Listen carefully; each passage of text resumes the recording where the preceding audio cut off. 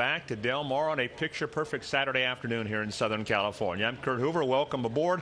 My guest, Tom Quigley. And, Tom, we got nice weather. We got a really good card. We got a Pick 6 carryover, just under $80,000. And a grade 1 race. Not a bad day at the office. Del Mar Oaks drew a field of 11. Thought process, the 6-5 morning line favorite. Some might single her in the pick 6. Others might go deep. In my opinion, that's the key of how you structure your pick 6 ticket. And it's a challenging pick 6 sequence. Sure is. After that, it gets real tricky. Some very difficult races today. Some really good gambling races. Let's get right to the action, Tom. The first race kicks off the pick 5 now. This, to me, is not a good race or an interesting race, but we got to pick somebody. So who do you like here, Tom? Eight-time claimers, fillies and mares, not our cup of tea, is it? In the interest of journalistic integrity, which I've got a little bit left, who do you like?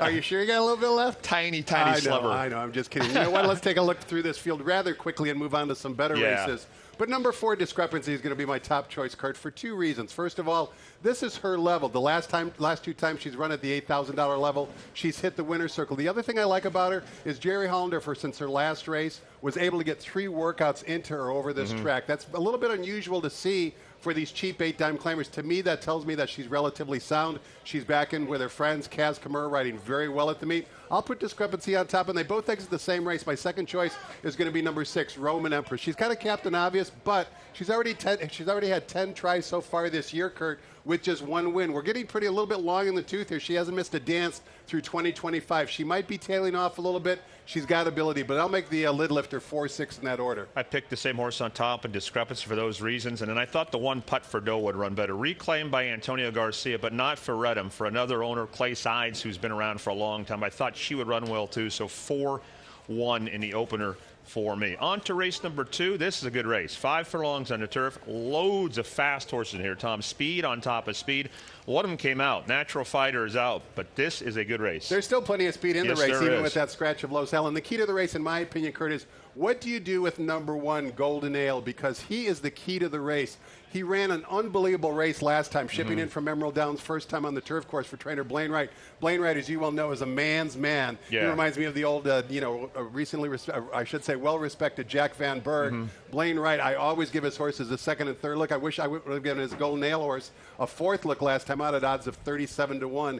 You're in a 94 Beyer speed figure. But as you mentioned, there is other speed in the race, including Sharp as Attack, and also on the outside for trainer Tim Yakteen, Kangaroo Court. So because of that, I do think there might be a little bit of a pace meltdown up front. I do think that's possible. And the runner I like best is number 6, Vancouver, Kurt. And the reason why is you don't need to have a long-term memory to remember what Peter Urton did in last night's nightcap with a 2nd off the long layoff winner, Nesro's Last Hurrah. A red-hot barn. The red-hot barn with a red-hot jockey, Hector Barros in the saddle, who rides here for Peter Urton as well. Last time out, the leader of Vancouver's race when breaking from the rail ran an opening quarter mile in 22 4/5 seconds. The pace today is going to be faster. You would expect him to take another step forward off that long layoff.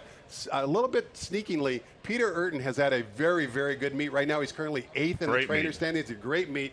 His barn is getting real hot. I'll put Vancouver on top. I'll also put Bad Uncle Barry, who comes out of the same race, as my second choice. A lightly raced 5-year-old. Mark Glatt, what a superb job he did managing this horse off that long layoff. He actually entered him for the $50,000 tag, even though it was an allowance optional claiming race. That still makes him eligible for this race. Last time out, he lost to a Peter Miller horse who maybe Bad Uncle Barry should have gone by, but nevertheless, I'll make race number 2, Kurt, 6, 7 in that order. A lot of different ways to go in here, Tom. I took a shot with the 2R Bucky Charm. I've always liked this horse. He's obviously got his issues. He's a very lightly raced horse, but he should get a good trip. He doesn't need to lead. I think he stalks under Kimura. He's a fair price for Mike Pipey, so our Bucky Charm on top. And then on your pace meltdown scenario, I thought the same thing. I thought Anmer Hall had a chance. Thought this horse finished okay last time. Had to need the race. Handbound in a long time. Draws outside and can finish. And Vancouver I've chased a couple of times. Good betting race. I made it 210. On to race number 3. Maiden's going in this one. We got the Baffert first timer and Limitless test at 7-5. Looks on paper, Kurt, like there's 3 major contenders. The 2 Baffert runners drawn on the inside, as well as the Michael McCarthy first-time starter, number 5, Chapter 1. But Michael McCarthy is entering Bob Baffert's sandbox, right? This is what he does. Maiden 2-year-old sprinting. Falcon Jet, second-time starter for Bob Baffert. Already at this meet, Bob has won with 2 second-time starters, Balboa back on August 10th, and then last Saturday, Battle of Rouge for Bob Baffert as well. So the fact that Falcon Jet didn't break his maiden on debut doesn't disappoint me. He lost to another Bob Baffert runner who cost $1.1 million at auction. Falcon Jet was well clear of the third place horse as well. And of course, Litmus Test, very high price, son of Nyquist. Again, really don't have much in terms of pedigree, but I respect Juan Hernandez in the saddle for the Baffert barn. I'd like to put Michael McCarthy on top. I like that abbreviated work tab. The Dam won her debut race. She cost $750,000, or I should say she earned $750,000 in career earnings. She's also thrown 2 first-time starters, but I just can't quite get there with Baffert having 2 in the race. I'll make it 1-2 in that order. I did get there. I picked Chapter 1 on top with the pedigree that said the Dam a debut winner, 2 debut winners out of the Dam, so I went 5-2. What I thought was interesting about the race, it doesn't mean anything gambling-wise, Tom, but I've never seen a race with so many different pedigrees. Kentucky, Arizona, New York, Florida, Maryland. Rarely do you see that in Southern California, that variety of pedigree. All right, let's get on to race number 4, Mile on the Turf. Number 3, Get the Ring, is going to probably be the post-time favorite, 3-1 on the morning line. And I understand why she's going to take a lot of betting attention, but her last race, the final time for a flat mile on the turf course was 1 minute 38 seconds, .39. That's a little bit slow for me. Granted, she could improve. She was best that particular afternoon. She had a lot of trouble. But this is not Peter Miller's kind of forte in terms of what he does. With 2-year-olds going 2 turns on the turf course over the last 5 years, he's 9 for 100. That's 9%. I'm going to try and beat Got the Ring. I'm going to use a runner on the outside, number 7, Paddle Addict. This is pretty well known if you read some of Brad Free's comments or other people that have analyzed this race already. But that race that Paddle Addict, exits in Ireland has proven to be super productive. The first 3 finishers all came back to win. The winner won a Grade 2 stakes race. The second place finisher subsequently won 2 Grade 2 races overseas as well. About as live as it gets. Yeah, come on. I mean, you know, Paddle Addict, if Phil D'Amato can really crank this one up and also drop 6 pounds off the ship, Umberto Reese pulling the saddle. I'll make Paddle Addict, on top. I'll use the other D'Amato Invader, number 2, Yours Sincerely.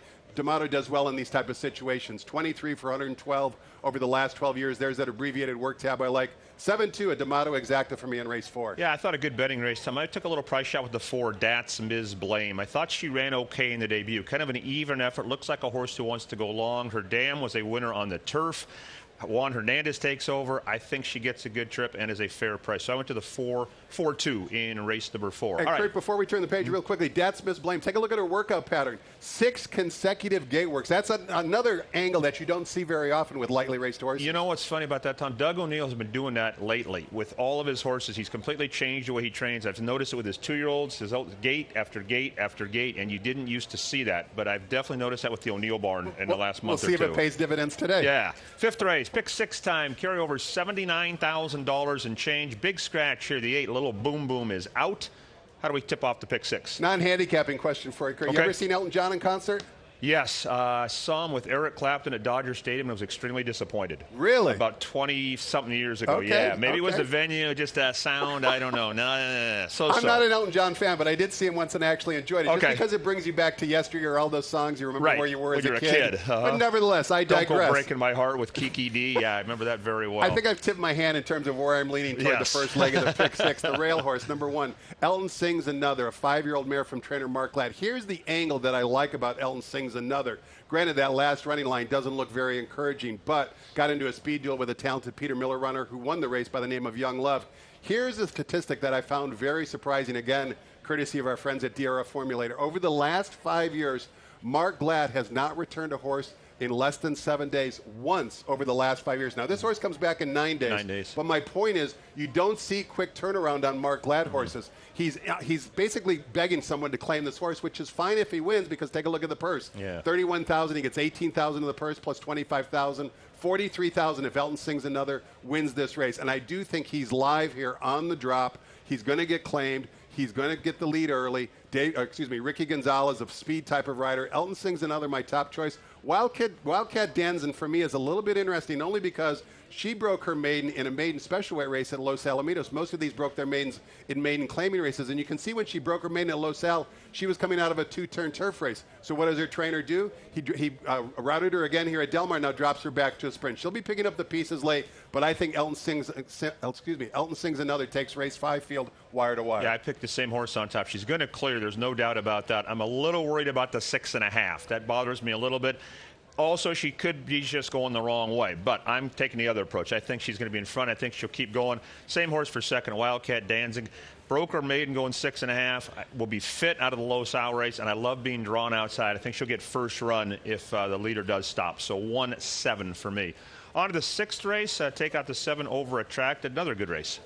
Long shot value play of the day for me in race number 6, Kurt, and it's number 2, Grecian Goddess, who's 12-1 on the morning line. Blinkers on, third off the layoff. Coming out of that sprint race on the comeback race on May 31st, coming down the hill, I thought jockey Abel Lascano would show a little bit more speed going 2 turns, but he didn't. Maybe the blinkers going on will help him show that, or will help him show that early speed for this filly. Here's another statistic. Vladimir Serin does not add blinkers very often for horses that have run before. He's only done it 9 times over the last 5 years. He's won with 2 horses who've added blinkers. So it's a very positive move for Vladimir. He doesn't do it like in a willy-nilly, from a willy-nilly standpoint. He means business when he does it. 12-1 on the morning line. She's got a little bit of back class. I like her on top. Number 4, Gypsy Woman, I'll put second. She actually won this condition. Now she comes back off a layoff. She's in for the $50,000 tag. The last race she exits was live. She also didn't use Lasix that day. Something would have missed, but she re-adds Lasix today. 2-4 for me in race 6.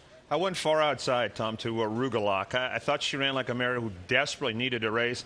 To me, Tom, this is one of the biggest drops on the circuit. You go non-winners twice other than to non-winners other than, a massive drop. That's why she's in for 50. A little worrisome she's in for 50, but look, if she wins that claim, they make $80,000, $100,000, and it was a $40,000 claim. Barrios rides. I think she'll be tough to beat. I picked the same horse for second that you like, Grecian Goddess, for all those reasons. Blinkers going on. So 11-2 for me in race number 6.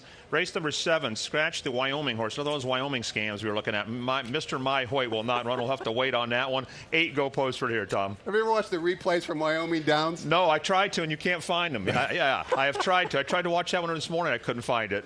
You go to the YouTube channel. You can actually find it. So I did watch it, but the cameraman, I think, was out the night before because the camera shakes all over the place. It's difficult to find the runners you're trying to find. We're blessed in Southern California. Oh, bar we. You know what I mean? But nevertheless, Mr. My Hoyt out of the race. In my opinion, Kurt, this race is not as straightforward as it appears on paper because the 2 taking the action, in my opinion, are going to be number 2, Mystic Moses, as well as number 8, Can't Help Myself. They look enticing on paper, but they both ran well. They did, but they didn't change leads, and they ran at shorter distances. That's the concern I have is you mentioned 6.5 for Elton Sings another. Now we're stretching out to 6 furlongs for these Calbred maiden 2-year-olds.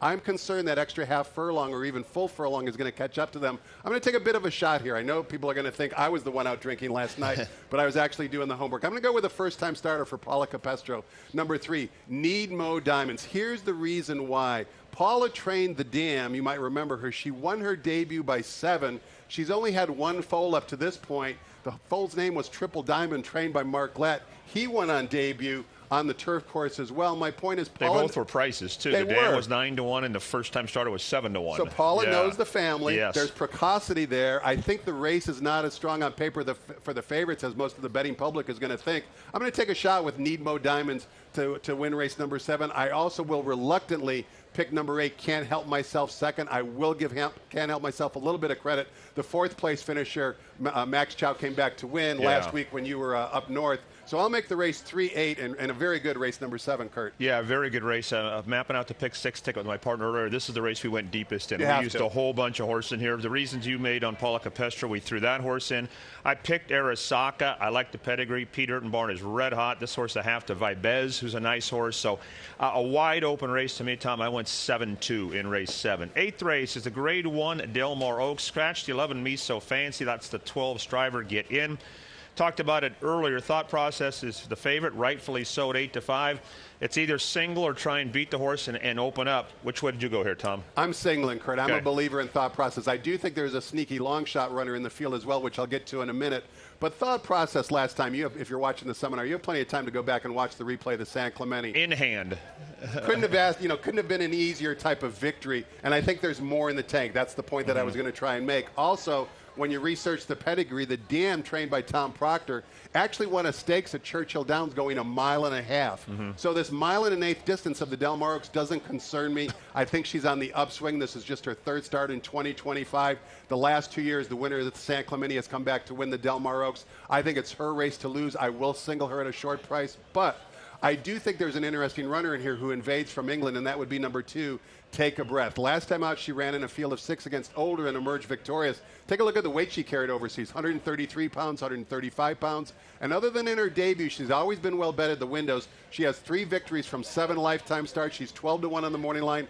Barrios in the saddle. In my opinion, Kurt, if there's an upsetter to thought process, it's number 2, Take a Breath. Yeah, and just so everyone is clear, Barrios didn't take off thought process Correct. to ride the horse. Brisbane was out of town. Was out of town. Barrios got the one-shot deal, so that explains that. I picked Will Then. I cashed a nice ticket on this horse last year into Jimmy Durante. I thought she ran like a filly who really needed a race that time. She hadn't been out in a couple months. I think she'll step forward.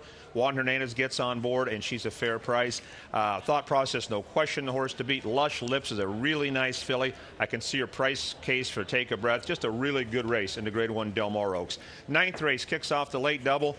Headache race for me. Tom, this is a very difficult race to figure out. What do you think about it? I think it's an easy race Okay. because when we see the graphic, I'm only going to choose one horse in the race, and it's the rail horse, number 1, 406 Creed. Here's the angle of the race, Kurt. A shipper from Century Mile, okay, that's going to turn a lot of players up. But what turns me on is the barn change. Running at Century Mile, this runner was trained by an 0 for 23 trainer, and look who now trains this horse, Robertino Diodoro. The 3rd place finisher in that race at Century Mile actually was trained by Robertino. He now goes in. This is not a private purchase. It's the same owners. He decides to take advantage of the Ship and Win program, put this horse in for 12.5. I know he's a little bit camera shy, but last time out, he ran a monster buyer speed figure. That was the 3-5 favorite who beat him at Century Mile. The clocker likes that work on August 7th. I think 406 Creed is going to be overlooked by the betting public. The rest of it, to me, is inscrutable. In other words, if you don't like this runner at 5-1 on the morning line, then once again, you're going to have to go deep for pick 6 purposes. I would agree. Get her number, who knows? He's a class horse. He's a Grade 1 winner, but he's taken a massive drop in class. I've bet on Zimba Warrior a number of times. He's a very hard horse to ride. Maldonado rides him best. There's no doubt about that. He gets back on board. Contrary Chieftain, I thought, ran big. 2 starts back. Forget the last race. He was hung out wide on the grass. Joint Venture has races that fit. The horse you picked has got races. It's a really tough race. One thing about 406 Creed, I'll tell you who was out drinking the night before, whoever clocked that race. If those horses went 43-2, I'll quit gambling. Those times are not accurate. I can guarantee it after watching that race. That aside, I picked a 4 with 0 confidence. Those Canadians have known to have a few adult beverages in their life. Yeah, a few Molsons for whoever was clocking that day. 10th and final, Tom, I was really disappointed in the scratch. I thought Ante would clear these horses and be very tough to catch because there's no speed in the race, so she was going to be my top pick. With her out, I went to Toes. I thought she ran like a horse who needed a race. If you look at her work tab going into that race, she had 3 works, a 3/8 and 2 halves. Now she's had 4 works out of the race, and I think she might make the lead. I'm going to go to Toes on top in the 10th. And that's the key to handicapping race 10, Curtis. Who is going to get the early lead? Because there is 0 pace on paper in this particular field. I could see a scenario where they get to the half at 50 and change because there is 0 pace in the race. So I'm throwing a little bit of a dart because those who have run have kind of exposed what type of running styles they have. The one who hasn't started, who's the rail filly number 1, Starwood, is my top selection, only because the clocker said that most recent workout on the main track was done in hand, maybe drawing the rail. The jock is going to send this horse a little bit because, as we've been talking about, there is no early speed in this race. Richard Mandela has not won with a first-time starter going 2 turns over the last 5 years. He's 0 for 13, but at 8-1, I'm willing to overlook it. It's great to see Ellen J. Foxwoods again with their silks back in Southern California. The Dam won her debut at Saratoga, so there's some precocity there. Also, she's thrown two foals, one of which won on debut as well. Wide open scramble because of that pace scenario that we talked about, but I'll put Starwood on top. 4 Arrogate from the Jonathan Thomas barn is definitely the one to beat. The Dammer in $2.9 million. The blinkers come off. She was a really good mare. You remember her. Very nice for the same owner, same connections. I think the blinkers off is going to help 4 Arrogate a little bit. Impeccably bred. 1-4 for me to wrap up a very challenging card, Kurt. Very tough card. I went to Toes on top. I also thought the Mizzen Queen was intriguing. New face gets Barrios. That's a gigantic plus. And to your point, Tom, the rest of the run all kind of have the same style, that grinding 1-pace style. So we're both kind of looking for new faces in here in the 10th to final. Hope we found one. Tom, thanks for your time. Great. Thanks for your time. Good luck. Tom Quigley has been my guest. Pick 6 carryover just under $80,000. The pick 5 tips off in about 35 minutes. Thank you for watching.